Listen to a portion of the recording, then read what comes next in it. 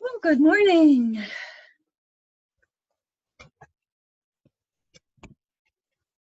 How are you today? Oh, my goodness gracious.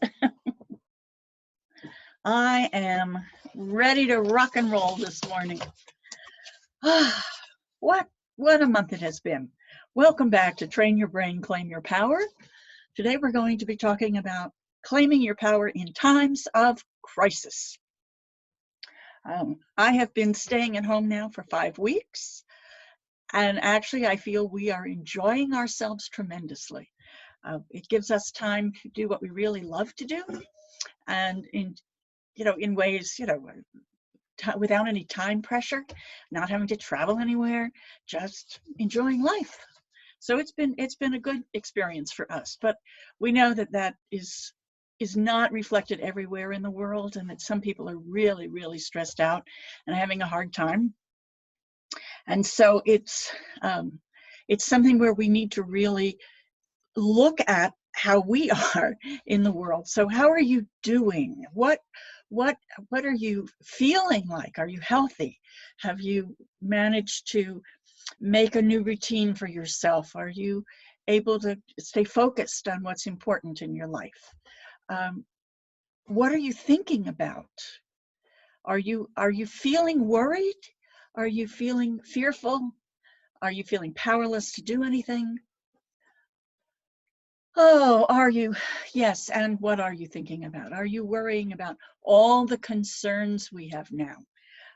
It's really, I mean, it's staggering to me when I look down my list of things of what's going on in the world, and it's like I gained 4 hours a day, 4 hours in which I can make use of the time to take on projects I didn't have time for before, to work on my calls, those kind of things. So that's a bonus to me. I know people who have been cleaning out every inch of their homes. They have gone into all the cupboards and all the drawers. They have rethought how they're going to decorate their homes. They're searching for something to do at this point in time. Um, we were going to be doing our action plans. That was, we'd gone from purpose to plan, and now we were going to do get an actual executable action plan. But I've put that aside for this month's call. I don't think any of us are really, I think there's something more important that we need to focus on right now. And that is that we can't prevent the virus. We can do our best to prevent the spread. Um, we don't know when it will get under control completely. We don't know when most of us will be going back to our jobs, and hopefully most of us are.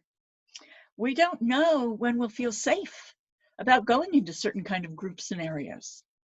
And certainly we don't know what the new normal is going to look like. That's disconcerting. So for today's call, since we have 4 to 8 weeks before we think we can actually get up and running again, let's take a look at how we can maintain a positive attitude, because that is the one thing that I think we do have control over, our mindset. And when you're in a time of crisis, it's really important to have some ways to keep your positive mindset going. It does you no good to get depressed. It's not comfortable to live in fear all the time and doubt and worry. And it certainly is not conducive to getting up and running and brainstorming and having lots of creative energy in order to move forward. So what I want to focus on today is how to keep a positive attitude. First of all, I would suggest more calls like this. Incorporate positive books about positive thinking, movies, rent the movie about happiness, be looking for that kind of content around you. Find the magazines, find the podcasts, take a class, do the kind of things that will enable you to stay positive. I know that I use that kind of content to get through most of the things in my life. When Peter and I first came across country, it was because we had been inspired by Napoleon Hill's book, Think and Grow Rich and Master Key to Riches. And we understood his philosophy of anything the human mind can conceive and believe, it can achieve. And so we set out to achieve our trip across country.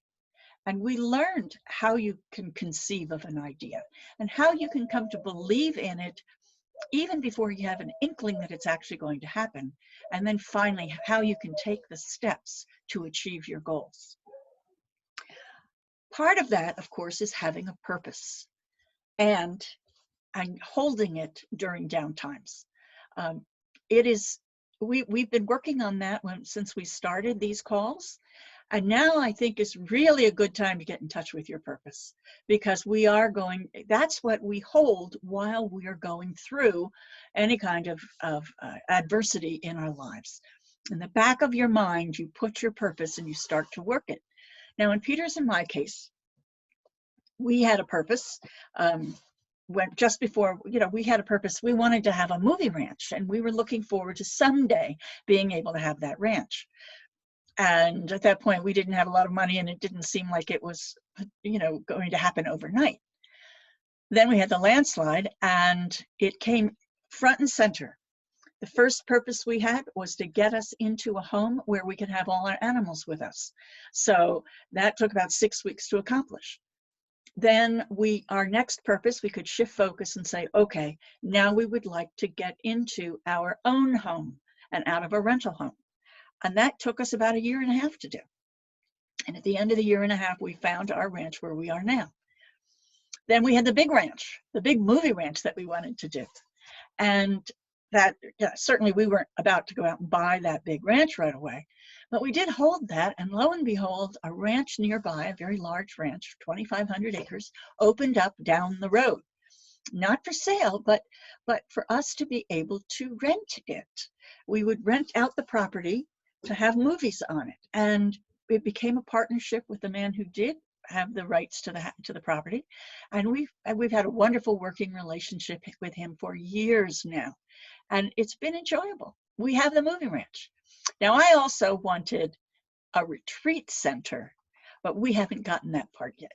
We're still working on it. There's something just a little off about a Wild West, we have a Wild West town, and we do Westerns, and so far it hasn't turned into a retreat center as well. But my point is that what kept us going through all of the adversity of the landslide and rebuilding our lives was being able to hold our purpose in mind. So if you haven't done your purpose yet, and you would like to really dig into it in depth right away, I would recommend that you take my course.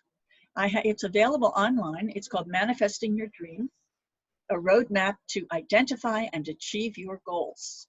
And it's available at courseCraft.net/Z9RSY.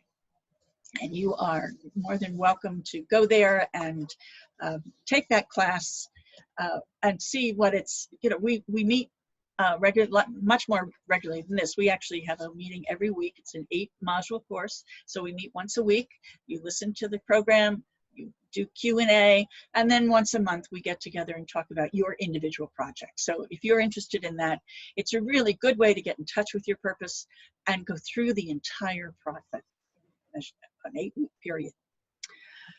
So now we know that you've been working to have a positive attitude, you've got your purpose firmly in mind, and now we're going to get control of your thinking. And I think that's something that it's very important to have control of your thinking, because it can put you into fearful thoughts and negative tailspins, and we don't want you to do that. So instead, I collected a bunch of mind hacks over the years, and I would love it if you would try 1 or 2 of them, maybe all of them. They all serve their purpose and help you put on a suit of armor for your mind so that you can stay positive. What I've learned to do is build them into my personal meditations in the morning. So it's like a launch pad.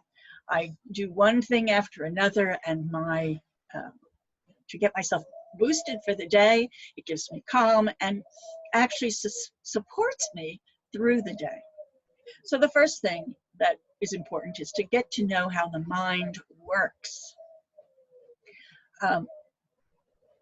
We all are very familiar with our conscious mind. It's the mind, and the bird in the back is my dove. We are very aware of our conscious mind. It's where we live every day. And in that mind, we register what's going on in our senses. We hear the words that echo in our mind from family members or community, what we were taught in school, what we've been reading on the news or hearing on the news. And then we also have an inner voice that warns us of danger. That inner voice is actually our subconscious mind. And that from the very beginning of time, that mind has existed as a survival mechanism for all of us. It also serves another purpose, and that's a purpose that I would encourage you to develop a relationship with. We call it the subconscious mind, but you could also call it the non-conscious mind. And it's a non-verbal form of communication. It's actually about thinking and feeling. It's about the beautiful things in life. It's a place where love exists, where total peace exists and calm. And it's also a master, powerful search engine. Goes out into the ethers and brings us information that we need in order to function in our day-to-day life. You don't approach the subconscious mind the same way that you approach your conscious mind. It doesn't react to those things. So in order to develop a relationship with our subconscious mind, one of the first things we can do on a daily basis is to develop an attitude of gratitude. And that means we take the time at the very start of the day to give thanks and express gratitude for the things we appreciate in our life.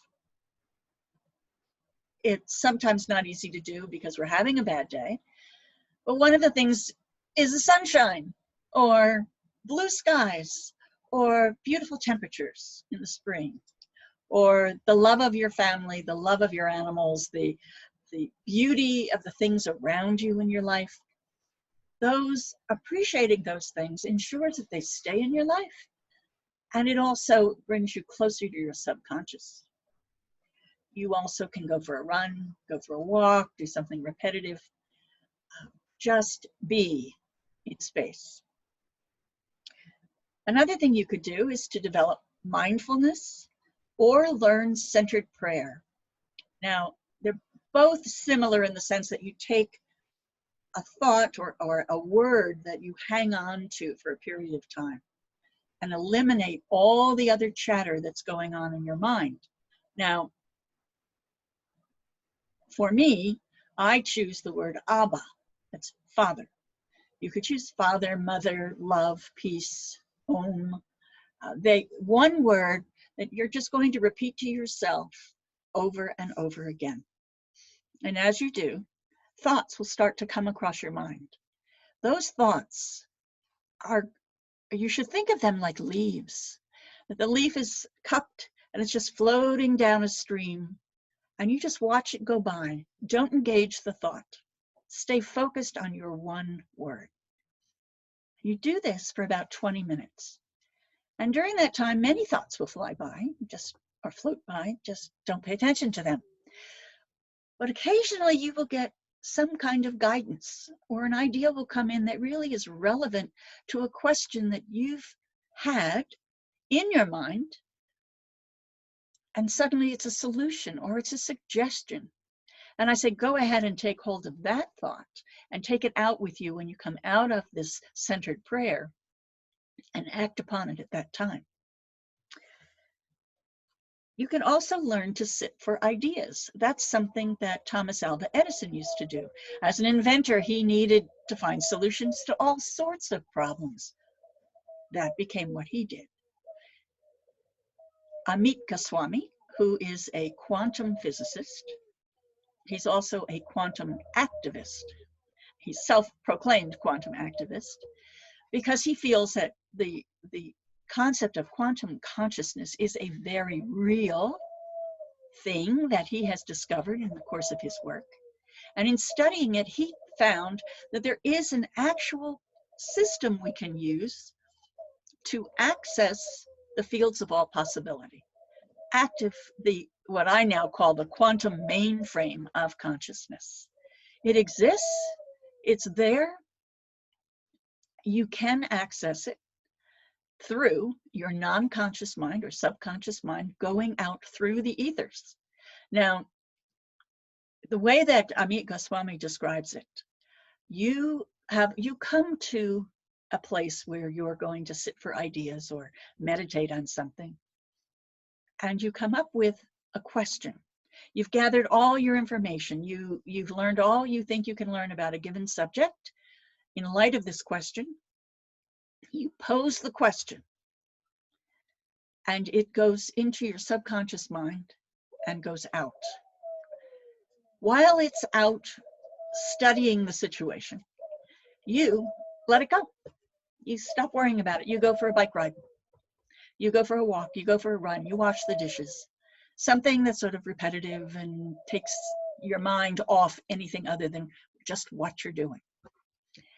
And the subconscious mind has gone out. It's gone to the quantum mainframe. It has looked up the answer, and now suddenly it comes back, and you have this aha moment of realization that you have an idea that may be a solution to your problem. And you take it and you run and you put it into action as soon as possible, or apply it as soon as possible. Now, if you were to think of a commercial that is a really good example of this, there was a fellow on a bike and a woman filling water in a balloon, or vice versa. And suddenly they both had that aha moment, and they ran back to where they were working together to share what they had both discovered. And that was a solution to a problem that they were trying to solve. So that is the essence of the quantum creative process, which you can utilize, and it will help you control your thinking, help you stay positive. Now, I mentioned, I think this part about questioning is extremely important. I want to go into it in more depth because it is one of the keys to how we access our creative powers and how we brainstorm for solutions. So how we ask questions is the whole point of optimizing our mind for any kind of creativity. There are two kinds that I think we learned somewhere in school about closed questions and open questions. A closed question is something that just needs a yes or no answer. They can be very factual. There isn't a lot of thought that has to go into them. An open-minded question is one that has a great deal of possibility. You cannot answer it in a yes or a no. It needs to have more information. And when I originally wrote this, I thought, do I have any money? Yes or no would be a closed question. What assets do I have access to would be a more open-minded question. Because I have to think about all the assets that I have: a checking account, a savings account, insurance. I might have investments somewhere. So those are the kind, that requires looking a little deeper before you can fully answer the question.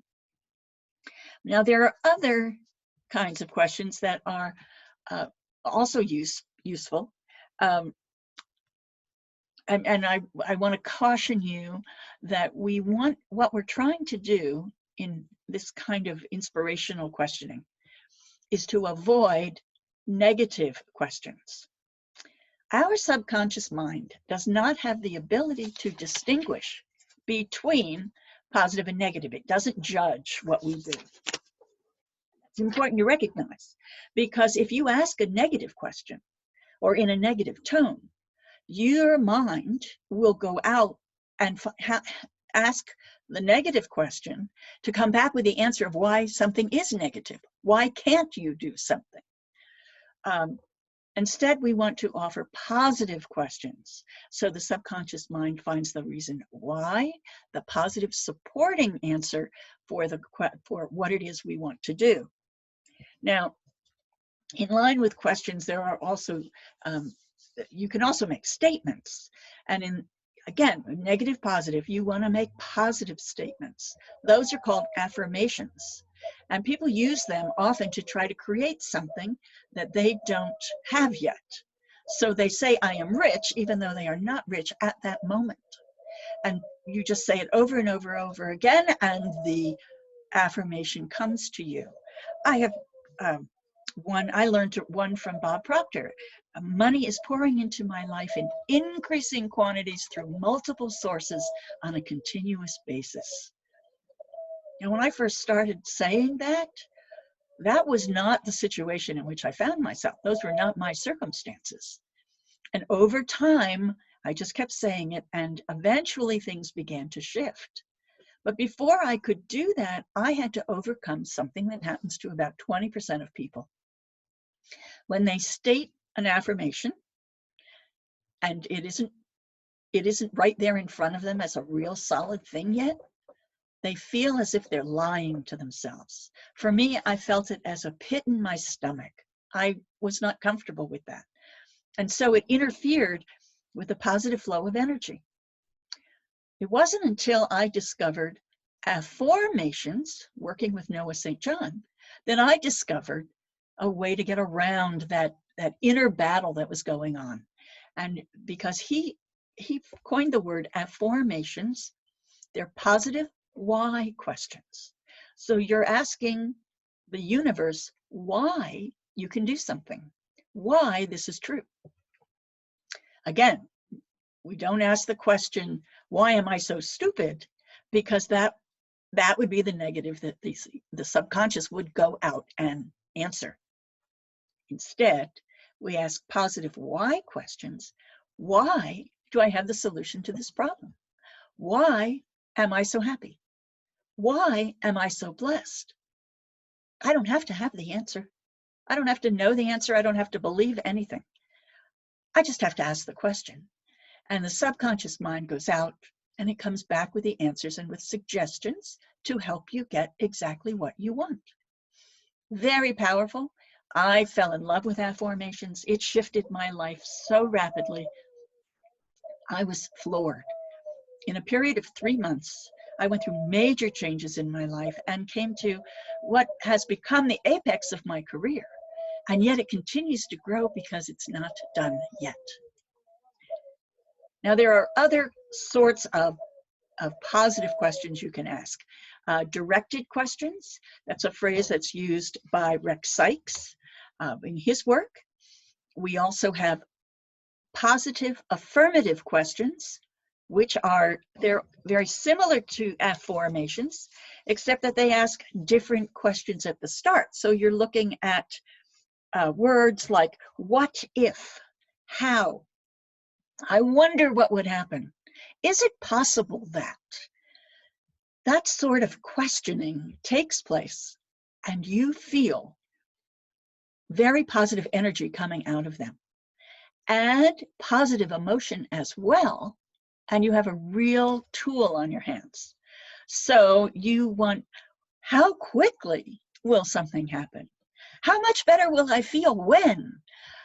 That's what you want to add. You want to infuse your questions with those kind of positive emotions as well as the positive questions themselves. Now, I went through this exercise. I have several questions that I thought about what we are concerned about right now. In fact, what I wanted to do was to demonstrate for you how we reframe a question so that it becomes more positive and more affirmative in its nature. So one of the big ones is, what will prevent the rapid recovery of the economy? Now, what is going to prevent? I don't want to send the subconscious mind out to tell me what's going to prevent my success. What I want is something more like, what are the factors that will enhance the rapid recovery of the economy, providing even better results than previously thought possible? I think that's a wonderful question. It's going to be even better. The economy will be even stronger. That's what we're looking for. How do we prevent the spread of illness? That's fine. We are trying to do that. We've been doing mitigation for 5 weeks now. But let's flip that thinking.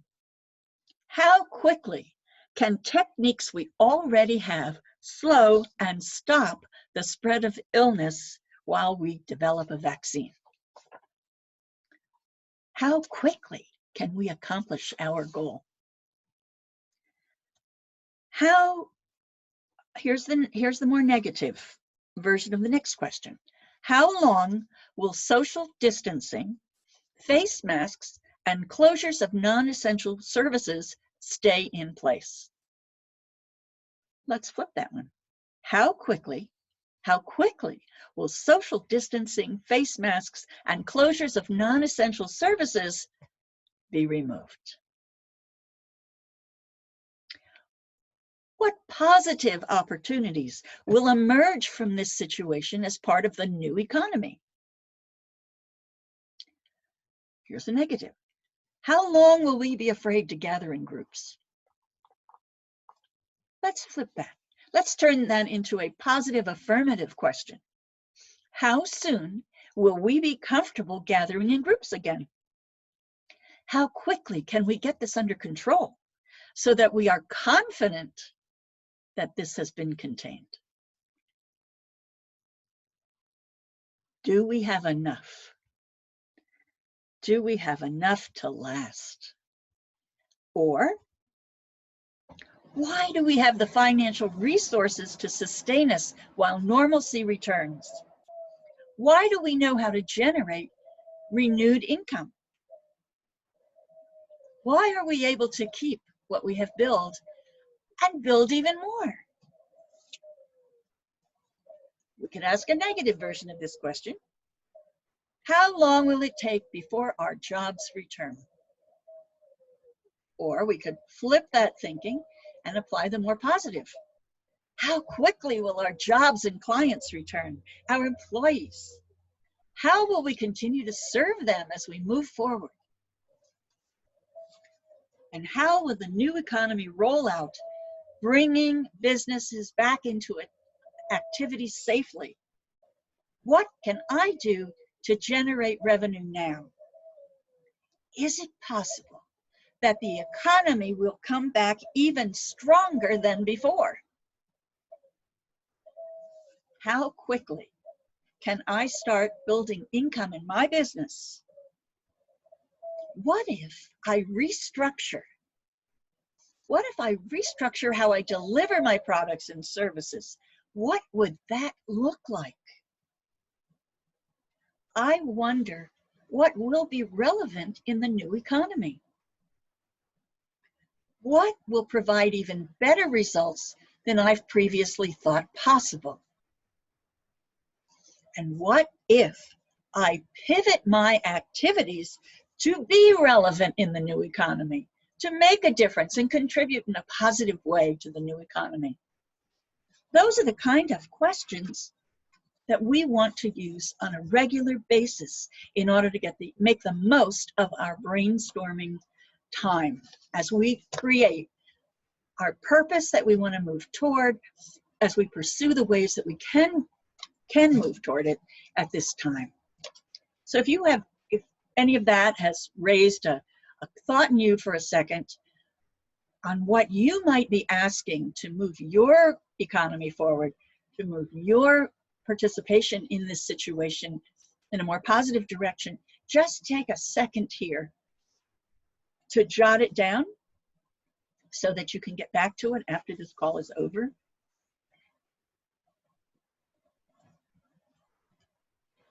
Now, I am fascinated by the ways, I've actually started to collect the ways that various people have done exactly what I've mentioned in those positive affirmative questions. There were over 800 distilleries that stopped making alcohol to drink and instead switched over to hand sanitizer because hand sanitizer contains alcohol. And then in North Carolina, Container Company, realizing that now they had all of they had this hand sanitizer, but they didn't have the containers to ship it. And so the Container Company sent them containers to carry the new hand sanitizers out where it was needed in the community. There were clothing manufacturers who switched their product lines in order to make hospital gowns and face masks. They put out a call for therapists and counselors and consultants to volunteer to talk to people and help them through all the craziness that's been going on. And the SCORE folks, all those executives who are available to talk through business situations and help people, consult with people to help them build their business going forward. They donated their time. 30,000 consultants stepped forward to be of aid to people. I think the call was put out in New York, but 30,000. The restaurants, many of them had to pivot on a dime and go from serving their meals in a restaurant where you sat down and ate amongst friends to just having to pick it up and take it out. Or they had to hire people to deliver. But those that did were able to keep going. The ones who relied only on sit-down business really have not been able to work.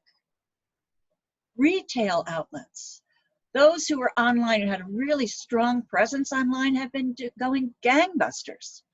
They have already adapted to America 2.0. Office workers who are working from home and becoming virtual assistants if their jobs are no longer in place. Meetings and trainings over Zoom just like this.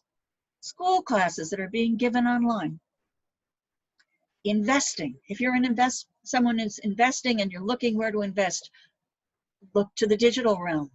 Look to what's doing well right now, because those businesses represent the future. And you want to be part of that. You want to let go of some of the businesses that are no longer as relevant in our economy. People donating things. I'm fascinated. There were people who had N95 masks that they kept at their office. And when the call went out, they donated them to the local hospitals. And I know for our company, we had about 100 masks like that. And our production manager went out and gave them to 3 or 4 different hospitals who were so appreciative of the fact that we'd been able to give that to them. I think this idea of incorporating brainstorming, it should be part of your daily routine. And a daily routine is also something that I think you should really think about maintaining. We want structure. We want a sense of normalcy. We want a sense of everything's going to be okay. And when you have a routine and it's become a habit, and a good habit, then we are more comfortable, and we also can build upon what we have. It helps us to develop resilience. And resilience is one of the pillars of the Train Your Brain, Claim Your Power program.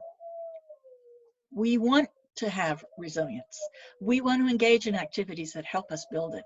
And having a routine and building good habits is a big part of that.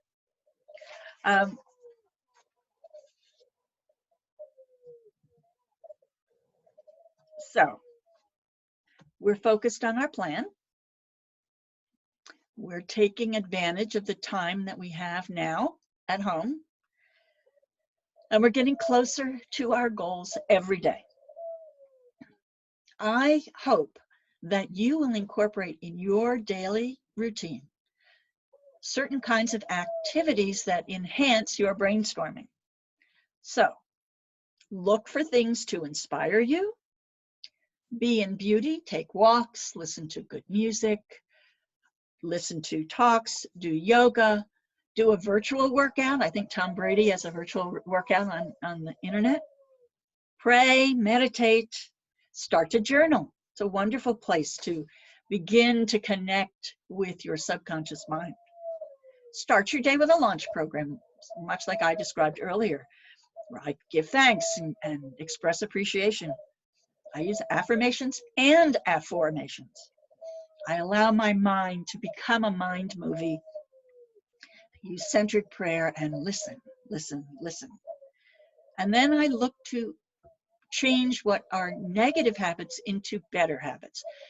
You don't just stop doing bad habits. You actually have to replace them with something that is more positive. And so this is a good time to look at what you can replace and do better. You may want to spend some time talking with a good friend or a confidant so that you are open to discussing what's going on in your life right now, and also because you can support one another in taking the actions that are necessary for you to achieve your goals. Learn something new. I don't know if you realize that our brain shrinks. After about 30, our brain begins to shrink. And the alternative to that is for you to start to grow your brain by regenerating new neural pathways. And the way we do that is by doing something we've never done before. Learn something entirely new. Clear the clutter in your life. As I was writing this, I began to realize that we use this phrase often, is clear the clutter and make room for something good. And then I began to realize it isn't just the clutter around us that we see, it's the clutter that goes on in our mind because of it. We're somehow trying to put our lives in order, and that effort is a mental effort that we can't let go of because of the clutter. So when we begin to remove the clutter, we no longer need to police the space, and our mind is open to being more creative, and that allows us to receive more of the good that we're looking for in our lives. I also would recommend that you disconnect from the media and your devices right now as much as you can. Many of us are addicted to them. We don't want to put down our Facebook. We don't want to put away our cell phone. We don't want to turn off the news. But there is so much negativity in the news that you begin to, you start your day having to fight to get into a positive place. We don't want to do that. We want to be in a positive place and stay in a positive place. So yes, you could check in, but don't make it all you do all day. I think another aspect that I find incredibly important is to be of service.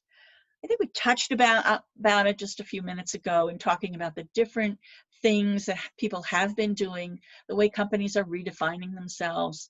MyPillow took a whole building that it has and converted it into a face mask provider.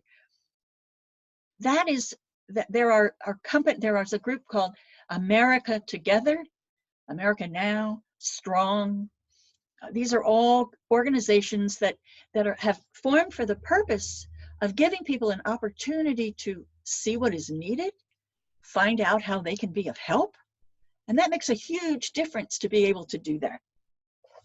So I would suggest that you make a point to be of service in some way. It helps us get out of our heads. It helps us get out of what we're saying and bad mouthing ourselves, and takes our mind off the trouble that we have when we are able to help someone else. And I actually think it's going to be one of the ways that we get better, that we start to rebuild our economy, that we actually go out and look for ways that we can help other people. I would encourage you to do that as part of your daily routine now. Find ways that you can be a help and contribute to the upward turn of our economy. Another tip I have is never underestimate the power of your connections and your Rolodex. I know Rolodex is sort of an old-fashioned word now, but you probably have the equivalent of it in your cell phone. Now is the time to get together with those people, reach out to them, find out what they're doing, find out what they need. They may be the people that enable you to get moving forward yourself. I certainly made use of my high school drama teacher She was working on Kojak when I first came out of, I was out of college and I was now getting into the working world, and she helped me get a job on that show. That was a significant move forward. Later, when we came to California, another associate I'd had in New York came to California as well. She was a casting director, and when we reconnected, she got me a job as an assistant as a casting director, and later a job with a production company where I went on to do international sales and that sort of thing. Sometimes you have to be flexible. You have to be prepared to jump in the moment. We have, excuse me while I try to turn off that phone, it's ringing.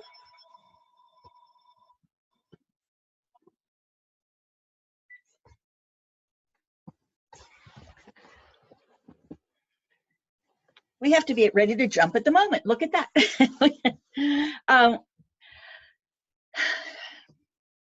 When we are prepared to act in the moment, it often saves us. For example, when we had the landslide, we had we were in pretty bad shape in terms of what we were going to do to rebuild our life at that point. And the phone rang. And it was a producer who was looking for Peter to provide his services on an upcoming project. Now, we were up to our ears in landslide situation. And so we had to make a decision right then. Do we accept the work or do we fix our problem right now? And we determined that we would rather be courageous rather than fearful. We would rather act than sit around wallowing in our despair. We needed cash flow. If you're going to rebuild, you need to have cash flow in your life as soon as possible. So we made the decision for Peter to get to work. It made a tremendous amount of difference. It got us out of feeling sorry for ourselves about what was happening. So we had to be ready to jump right then, change our plan, change what we thought we had to do. I think it's very important that you be flexible enough to jump if you find there's an opportunity there that you hadn't and would probably never have thought of on your own. Also, the landslide reinforced something I think I knew already, but I wasn't consciously thinking about it. But be active in your community. We are the people who supported us the most after the landslide were the people with whom we had engaged on a social and spiritual basis, our church. They came through like gangbusters for us. They came, I called them, Peter was out of town the night of the landslide. When I came home, I didn't know what to do. I was a mess. I was running around like a chicken with my head cut off. And I called them and they came over. They came over and they took me away to somebody's house and we sat around a table and talked about what had happened and commiserated with each other. And after that was over, they were there to help me rescue belongings, to provide storage for what we had to move from our house, to provide a roof over our head for a period of time. They helped us step by step get through the crisis. So I really emphasize that being active in your community is an invaluable resource when you start to get through something like this. And I think all of our communities are going to need one another to pray together, to sing together, to hold hands as soon as we're able, because we really do need each other. As America, we have to come together to work together to rebuild. And that's so community, community, community. The Shakers have an old phrase, pray and move your feet. Prayer is important, connecting to your spiritual center, whatever it is. And then take action, because action is critical. If you sit and pray and never do anything, things will not change. At the very least, you have to tell somebody somewhere that you need something. You need to be doing some kind of action. And I've long felt that sometimes you have to wait to take action because you're not ready yet. then your action is meditation, your action is prayer, your action is doing the questioning that we've talked about earlier, doing the affirmations, doing positive, directed, affirmative questions. That is but they're all actions. They don't mean busy work. I don't mean you're just gonna move silverware and dishes around in the cabinets. I mean real action that moves you toward the goal and the results that you desire. And my 10th tip is that energy is power. Everything in the universe is energy. We're made up of energy that bundles together to create what we see as physical mass, and energy that is extremely diffuse, but it's all energy. And energy is power. We don't have to worry about being powerless when we are tapped into our energy. So start to look at what you do or where you get your power from. Now, I went through these public service power outages this year. And it was a period when, in order to avoid forest fires, power companies shut down all the power around us. And then it would take 2 or 3 days for the power to come back up. Well, we had that happen to us 3 times in 4 weeks.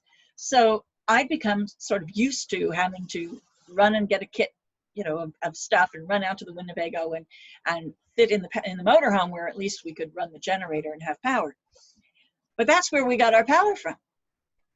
That's where we got our power for our cell phones and for some sort of entertainment, for the microwave to work, to make coffee. We needed power. Well, we're in a similar situation now. We need power. We need the power to move forward. So I want you to think about positive thought. Your positive mindset is a huge source of your power.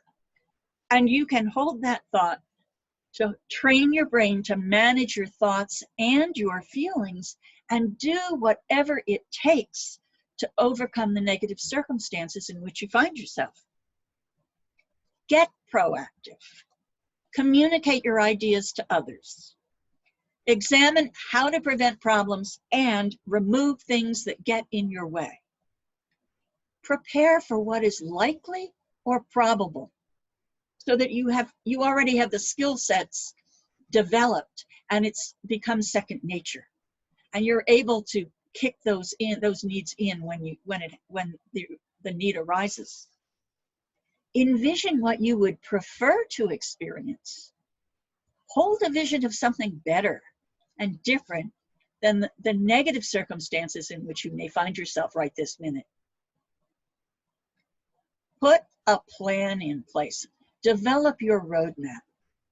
That's that executable action plan that we were going to be talking about this week.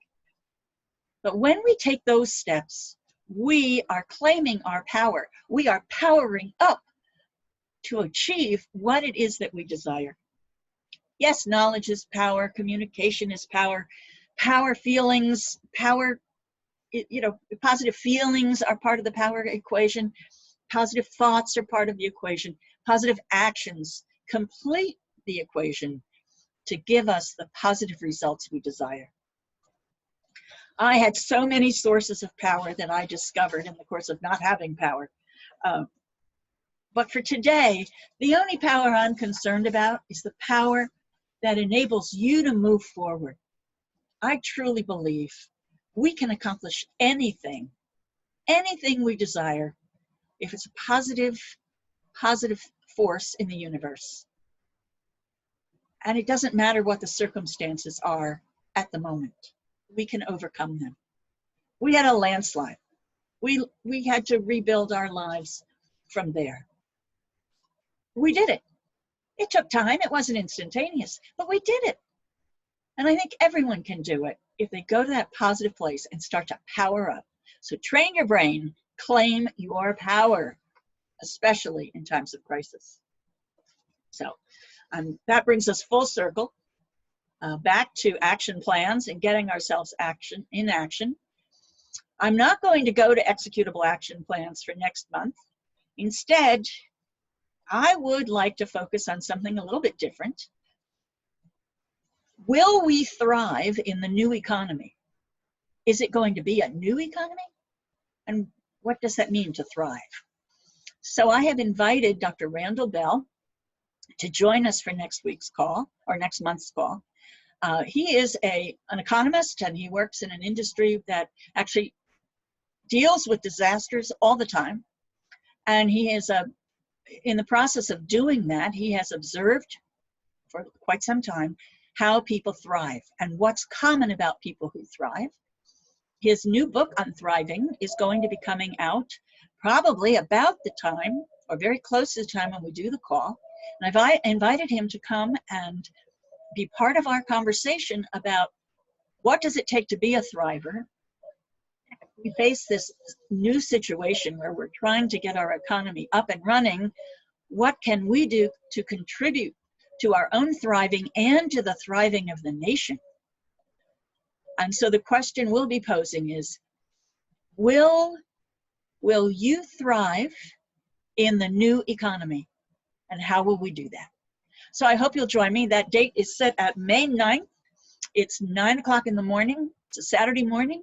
And I hope you'll join us then, because that will be lots of fun. For more ideas about these things, we'll get more into the detail of what we can do and where people are finding opportunity in the new community and in the new economy. So in the next 4 weeks, get your positive thinking on, get that hat on, get those energies going, start to generate the energy that moves us forward, and we will be roaring, ready to rock and roll as we move into being out and about again. Thank you so much, and have a grand day. Okay, bye-bye.